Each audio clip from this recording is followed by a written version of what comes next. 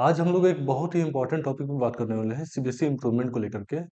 And आप में से मैक्सिमम लोगों ने सीबीएसई इम्प्रूवमेंट का एग्जाम दिया होगा, केवल इसलिए क्योंकि आपको 75% चाहिए था जेई या फिर बिट्स के लिए या फिर किसी और कम्पिटेटिव एग्जाम के लिए।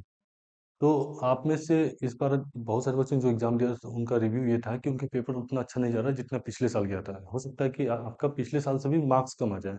इस पे कुछ इंपॉर्टेंट जो डाउट्स थे बच्चों को उसको मैं क्लियर कर रहा हूँ। सबसे पहले डाउट्स उनका ये है कि अगर क्या हम इस इम्प्रूवमेंट एग्जाम में अगर फेल हो जाते हैं तो मेरा पुराना मार्कशीट वैलिड होगा कि नहीं होगा। इसमें आपको ये कह सकते हैं कि बिल्कुल वैलिड होगा, आपका प्रीवियस मार्कशीट में कोई चेंजेस नहीं आएगा। उस आप मार्कशीट को आप यूज कर सकते हो अगर इस वाले एग्जाम में फेल हो जाते हो तो। ठीक है। दूसरा डाउट्स ये है कि अगर हमारा इम्प्रूवमेंट मार्क्स इंप्रूव नहीं हो पाया तो क्या मैं जुलाई वाले सेशन में एक सब्जेक्ट का इम्प्रूवमेंट दे सकता हूँ? आप बिल्कुल नहीं दे सकते हैं। इसलिए आपको इम्प्रूवमेंट का चांस नहीं मिलेगा।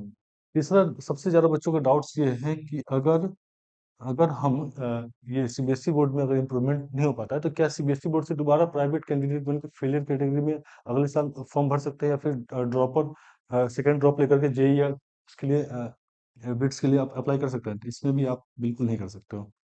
ऑप्शन क्या है? इसके लिए देखो बहुत सारे ऑप्शंस होते हैं, तो ऑप्शन के लिए आप हमें व्हाट्सएप पे या फिर हमारे वेबसाइट पे ज्वाइन करके पूछ सकते हैं या फिर इस नंबर पे कॉल कर सकते हैं या व्हाट्सएप मैसेज कर सकते हैं। ठीक है। एंड एक और चीज़ मैं लास्ट में बोलूंगा कि आप सभी को घबराना नहीं है, जो होगा जैसा होगा अच्छा ही होगा, अगर नहीं होता है तो फिर उसके लिए ऑप्शंस रहते हैं।